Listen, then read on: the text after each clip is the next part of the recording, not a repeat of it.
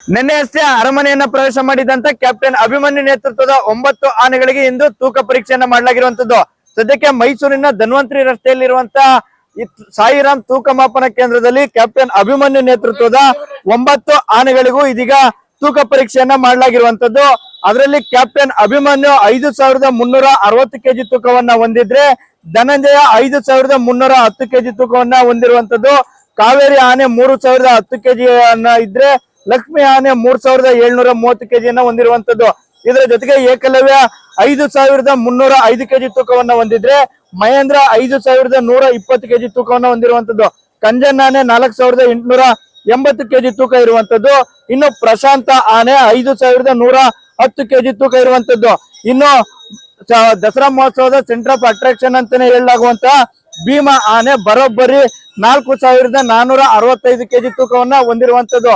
ಅಲ್ಲಿಗೆ ಮೊದಲ ಹಂತದಲ್ಲಿ ಆಗಮಿಸಿರುವಂತಹ ಕ್ಯಾಪ್ಟನ್ ಅಭಿಮನ್ಯು ನೇತೃತ್ವದ 9 ಆನೆಗಳ ಪೈಕಿ ತೂಕದಲ್ಲಿ ಭೀಮಾ ತೂಕವನ್ನ ಹೆಚ್ಚಿಸಿಕೊಂಡಿರುವಂತದ್ದು.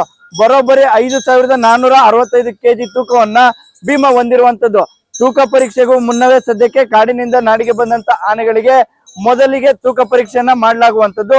ತೂಕ ಪರೀಕ್ಷೆಯ ಬಳಿಕ ದಸರಾ ಗಜಪಡೆಗಳಿಗೆ ವಿಶೇಷ ಪೌಷ್ಟಿಕ ಆಹಾರವನ್ನು ನೀಡುವಂತದ್ದು, ಜೊತೆಗೆ ಆರೋಗ್ಯದ ಮೇಲೆ ನಿಗಾ ವಹಿಸುವಂತ ನಿಟ್ಟಿನಲ್ಲಿ ಈ ರೀತಿ ತೂಕವನ್ನ ಪರೀಕ್ಷೆ ಮಾಡಲಾಗುವಂತದ್ದು. ಇದ ತೂಕ ಪರೀಕ್ಷೆಯ ಬಳಿಕ ಬೆಳಿಗ್ಗೆ ಮತ್ತು ಸಂಜೆ 2 ಸಮಯದಲ್ಲೂ ತಾಲೀಮನ್ನು ನಡೆಸುವಂತ ಪ್ರಕ್ರಿಯೆ ಪ್ರಾರಂಭವಾಗುವಂತದ್ದು.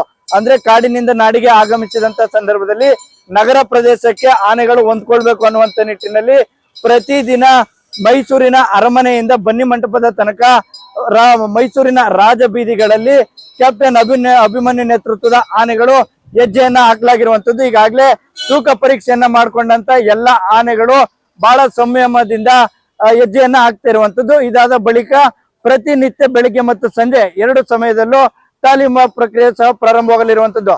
ಕ್ಯಾಮರಾಮನ್ ಸಂಜಯ್ ಜೊತೆ ಅನಿಲ್ ರಾಜೇಶ್, ಪ್ರಜಾನುಡಿ, ಮೈಸೂರು.